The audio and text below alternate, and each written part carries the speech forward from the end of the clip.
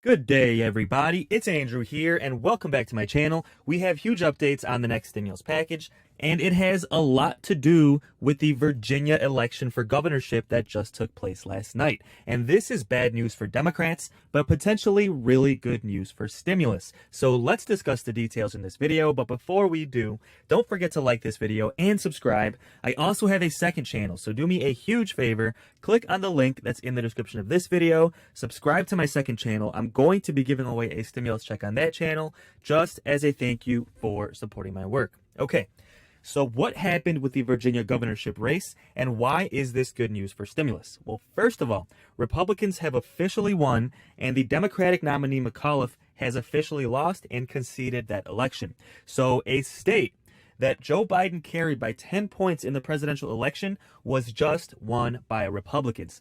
Obviously, that was an upset, and obviously that is bad news for Democrats. But why does this mean good news for stimulus? Well, I'll quickly explain. Democrats have realized over the course of this last year that approving more stimulus checks helps them win elections. It helped them win those 2 Senate seats in Georgia, which is the only reason why they have both control of the Senate and control of the House, and is really the only reason why they're even able to do more stimulus packages. Then Governor Newsom was up for re-election in California. He approved a 4th and even a 5th stimulus check at the state level in California, and then he won that election when he was previously expected to lose in the polls. Well, now Democrats are realizing that by delaying the stimulus packages, by not approving more stimulus checks, it is costing them elections. So experts think that this election in Virginia is going to motivate Democrats to get more stimulus checks done. Now, of course, stimulus checks is not the only issue. There are a lot of issues at play here, right? And we'll talk about those later in this video. But one of the main reasons that Democrats lost this election is because they have not approved more stimulus checks. They have not increased Social Security benefits for seniors. They have not done a lot of the things they said they were going to do. And Joe Biden is already 1 year into office, right? So they've been saying for months that this election in Virginia was going to foreshadow what was going to happen in 2022. So although it's just one election, it's just one state, they are using this as a barometer to see, hey, do Democrats have to do more in order to win those elections in 2022? Otherwise, if they lose seats in the House or the Senate, they're going to lose their majority control in those chambers, and they're not going to approve more. They're not going to be able to approve more stimulus packages. So basically, this election could be a massive catalyst motivating Democrats to get more stimulus done. And guys, let me know in the comments if you agree. Do you think one of the largest reasons why Democrats lost this election was because they have not approved more stimulus checks and because they have not still expanded Social Security benefits? Let me know your thoughts in the comments below. Now, of course, Fox News is taking this as an opportunity to slam Democrats and tell them, see, Joe Biden doesn't know what he's doing, Democrats don't know how to run the country, and the American people have spoken. So let me know in the comments. Do you agree that the Biden administration has been incompetent, or do you think this is just normal politics, that it's difficult to get things done, and it's normal that it's taking them long to get the stimulus package done? Let me know your thoughts in the comments. But of course, Fox News is using this as an opportunity to slam Democrats and tell them, hey guys, 2022 is just around the corner, and this is a foreshadow of what is to come. They really believe that Republicans are going to take over the House and the Senate, and that President Biden is going to lose re-election in 2024, of course, if he runs. Well, even CNN is kind of throwing shade at Democrats, not really slamming them, but telling them, hey, Democrats should start panicking because something has to change. Everybody across the board is acknowledging the fact that Democrats have to change something if they're going to win those election seats in 2022. And a lot of experts think that one of the main things they need to do is approve more stimulus checks and expand Social Security benefits, of course, at a time when some groups are trying to include a $1,400 stimulus check for seniors in this next stimulus package. A lot of people are saying, hey, approve that stimulus check, and it's going to help Democrats in the polls across the board, because that's what happened when the 3rd stimulus check got passed. After the 3rd stimulus check passed in March, President Biden's approval rating was at all-time highs. Then they basically promised another stimulus package, and since then things have been delayed, and Democrats, as well as Biden, of course, have been slipping worse and worse in the polls nationwide, right? So And whether you're Democrat or Republican, it's obvious that something has to change for Democrats to maintain control of Congress, and approving more stimulus checks is one of the main ways they can do so. So again, this is really, really good news for stimulus, although it's bad news for Democrats because it looks like so far they are not on the path to maintaining control of Congress. It's really good news for stimulus because stimulus checks is one of the main ways that experts say Democrats can turn around what's currently happening when it comes to their popularity nationwide. So we're going to take a look and see what Fox News is saying as well as what CNN is saying about what is happening with these elections and why this is a potential inflection point when it comes to stimulus checks getting done and when it comes to Democrats maintaining control of Congress. So first we'll take a look at Fox News, then we'll see what CNN had to say, and let me know your thoughts in the comments. Vice President Kamala Harris saying last week the Virginia race would predict the outcomes in 2022 and 2024. And if that is the case, the Democrats could be looking at a tough road ahead, to say the least. She said it. She said it, not us. And even the New York Times is saying this, admitting in a tweet that Terry McAuliffe's loss in Virginia, quote, darkens Democrats' outlook for the 2022 midterms. Joe Concha, Fox News contributor, joins us live in studio. Good morning to you, Joe. Wow. So with that tweet in mind, media reaction, take it away. Media reaction. Where to begin?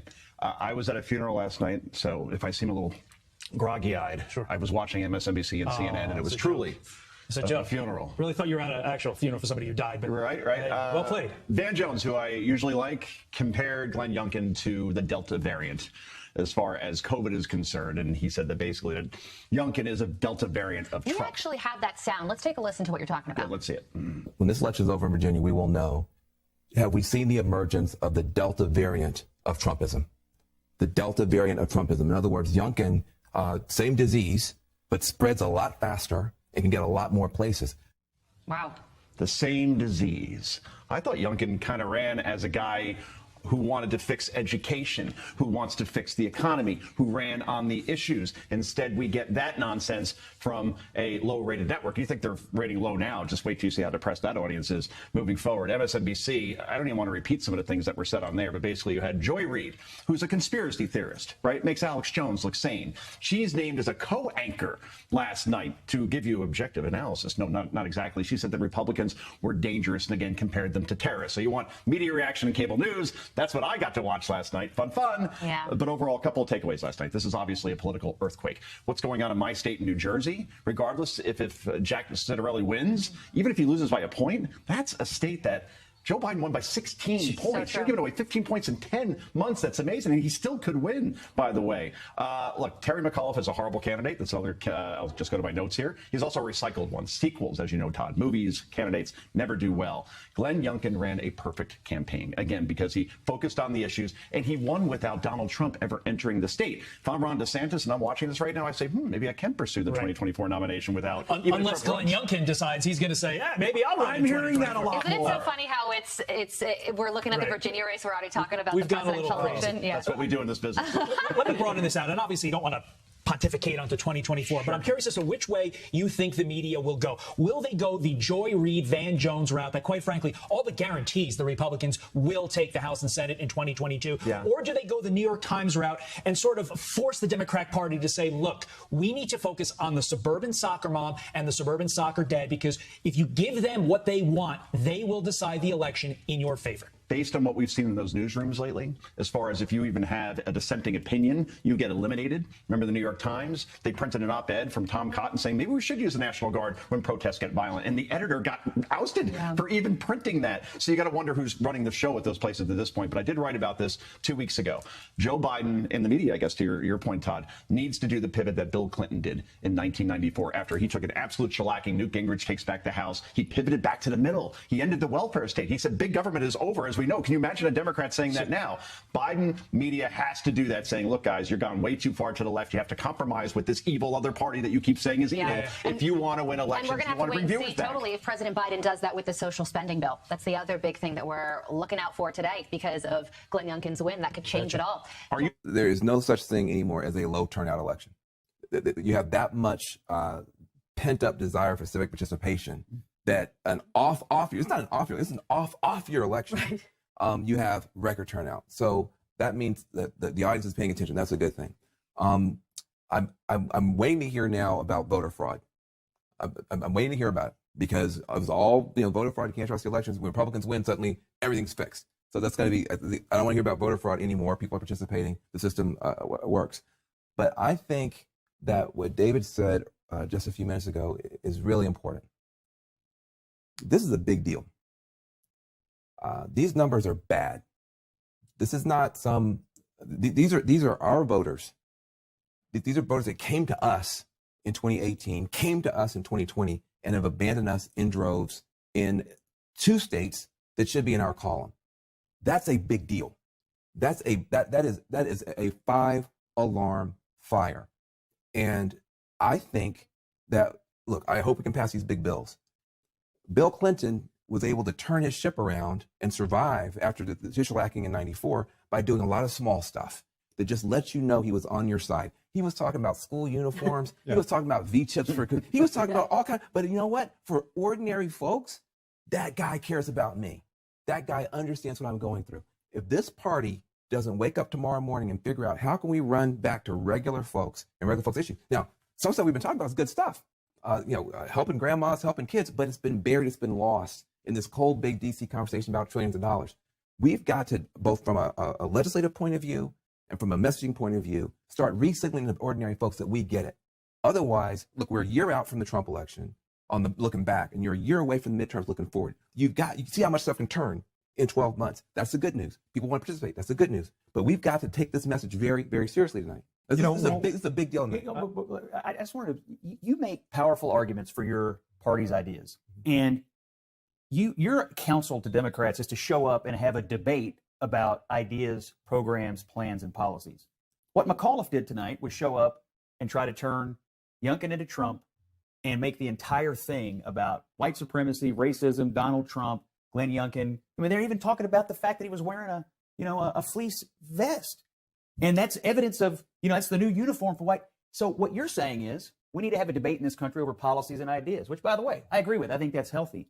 And the Democrats did literally the exact opposite, and they're paying for it tonight. And I wonder, will they learn that lesson going into the midterm? But the political system is so dysfunctional right now. The margins are so small, and the Republicans are not voting for anything. How do you get anything done? Well, that's not entirely true. You had 19 in the Senate for the infrastructure bill. But let's talk about the second package. The second package, which you would agree contains some stuff that is interesting to a lot of Republicans. And how do you get any of that done? If Van is right, if Van is right and this stuff is popular, then no Democrat should fear a debate on the issues. But in these races tonight, no Democrat wanted to debate the issues. They want to talk about Donald Trump. And I wonder, if it's as popular as you say, why aren't they willing to engage? Well, first of all, I appreciate, and I always say that you do want to talk about the issues, and I think you've been true to that your whole career. What I will say is, it's not just the Democrats that sometimes wander off in bizarre directions. The Republican Party mixed in with some of the stuff that I think you would like. I don't think that this CRT stuff, and I keep beating the drum about it because it really lands badly with me, is good. I think some of the stuff is dog whistling. And so, look, both parties can see now that there's a way forward. This guy was more substantive and less inflammatory than Donald Trump. It paid off for him. Hope Republicans take that seriously. But for Democrats, I think that we've got some ideas that we have not even been able to communicate in terms of making some errors ourselves. We need to get back to that. In a healthy Republican Party, I assume some Republicans would, if the party was healthy, would look at this and say, oh, well, you know what? There's a path away from the former president. We don't need to be beholden to this guy. But I mean, you don't believe that. I mean, your happiness tonight is because Donald Trump is not front and center right now in the Republican Party. Glenn Youngkin is. I'm happy tonight. No, I'm happy tonight because the Republican Party proved you can run an issues-based campaign, compete in a blue state, and win. That's what I'm happy about. Whether it was Glenn Youngkin or somebody else, the fact that he had the wherewithal to write a platform on the issues that people care about and put it forward and have enough confidence in that to run a race in a blue state and say, I've got conservative solutions to the problems you care about. He did it in a blue state, and he has won the race. That's what I'm happy about because Trump never did that. Let's be honest. He had ideas about certain things, and it did touch nerves in the electorate, but he didn't even write a platform last year. And so in this race, there's an issue agenda. It was put forward to the voters, and they accepted it, and that's what I want Republicans to do. Listen, he was a good candidate. Yeah. He ran a good campaign. Candidates and campaigns matter. Okay. And, you know, I always look at campaigns and I think, who is dictating the terms of the decision when you get to the polling place? Whose message is resonating more? And Youngkin seized control of this race. Now, he scooped up the football when McAuliffe fumbled it on the issue of parents and schools, and took out of context somewhat what McAuliffe said, and did do what Vance said, which was dog whistling. So to the extent that Republican candidates take away the message that you can have a PG version of Trump, arouse his base, and still win, that wouldn't be a good outcome here. But that, I think, is what's going to happen. But I have to say, guys, this idea, you all keep saying it's dog whistling and they're touching on these race issues. Glenn Youngkin ran around the state of Virginia with an African-American woman who's now the first lieutenant governor, African-American female, and a Hispanic candidate for attorney general. It was a diverse ticket. Yeah, no, it looked and sounded like America. And you all keep saying, Well, obviously, there are many issues at play here when it comes to these elections, things they mentioned in these videos, but one of the largest ones continues to be the stimulus packages, which they also mentioned in these videos. So guys, let me know in the comments, do you think stimulus and Social Security are the biggest issues and the biggest reasons why Democrats are beginning to lose these elections?